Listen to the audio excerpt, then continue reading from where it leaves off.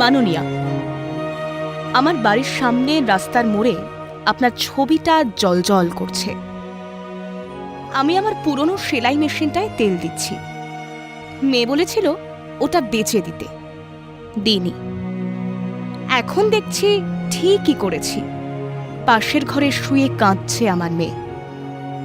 সকালে বাজারে গিয়েছিল, কে যেন বলেছে ও নাকি চুরি করে চাকরি পেয়েছে।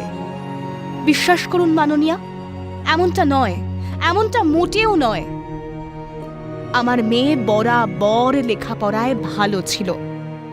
টিচার হবার পর ভেবেছিলাম বিধবার দুঃখ বোধহয় ঘুচল, কিন্তু হঠাৎ খবরে শুনলাম চাকরি গেছে ওর। চাকরি গেছে ওর মতো প্রায় 26,000 ছেলেমেয়ের। 2016 সালের গোটা প্যানেলটাই নাকি বাতিল করেছে হাইকোর্ট। মাননীয়া, একজন অসহায় বৃদ্ধা আপনাকে জিজ্ঞাসা করছে গোটা ঘটনায় দায় কার।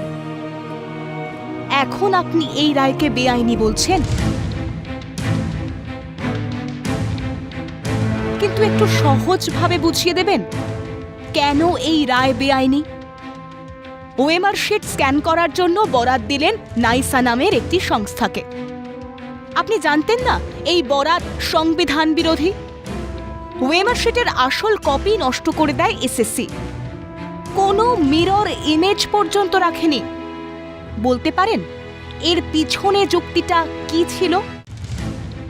প্যানেলে নাম নেই এমন ব্যক্তি চাকরি পেয়েছে, সাদা খাতা জমা দিয়ে চাকরি পেয়েছে, কম নম্বর থাকা সত্ত্বেও চাকরি পেয়েছে, মেধা তালিকায় প্রার্থীদের নম্বর পর্যন্ত প্রকাশ করা হয়নি। এর পরেও আপনি বলবেন সব কিছু হয়েছে নিয়ম মেনে? এর পরেও বলবেন আদালতের সিদ্ধান্ত বেআইনি? শুধু কি তাই, বেআইনি নিয়োগ আড়াল করতে সুপার নিউমেরিক পোস্ট তৈরি হয়েছিল। সে সবই তো আপনার অনুমতিতেই হয়েছিল। এই অতিরিক্ত শূন্যপদের সুবিধা পেয়েছিল অঙ্কিতা অধিকারীর মতো প্রভাবশালী বা বিত্তশালী পরিবারের মেয়েরা। আর আমার মেয়ে, জানেন, পরীক্ষার প্রিপারেশন নিতে দিনে 16 ঘন্টা মুখ গুজে পড়তো মেয়েটা। খিদে তৃষ্ণা ভুলে গিয়েছিল। কার পাপে আজ ওর এই শাস্তি বলতে পারেন? এখন আপনি বা আপনার দল অবশ্য নন্দ ঘোষ খুঁজে পেয়ে গেছেন। পার্থ চট্টোপাধ্যায়কে বলিকাঠে চড়িয়ে কার্পেট পেতেছেন সরীসৃপ ভরা ভাঙা মেঝেতে। পার্থ চট্টোপাধ্যায়, শান্তিপ্রসাদ সিনহা, কল্যাণময় গঙ্গোপাধ্যায়, এরা তো দাবার এক একটা বোড়ে মাত্র। আসল মাথাটা কার মাননীয়া? গারদবন্দি হওয়ার আগে পার্থবাবুর শেষ ফোনটা গিয়েছিল কার কাছে? আপনি আবার মঞ্চে, আপনি আবার বলছেন লড়াইয়ের কথা, আপনি আবার বলছেন 10 লক্ষ চাকরি রয়েছে আপনার হাতে। এই শিল্পবন্ধা পশ্চিমবঙ্গে এই 10 লক্ষ চাকরি রয়েছে কোন খাতে একটু জানাবেন মাননীয়া?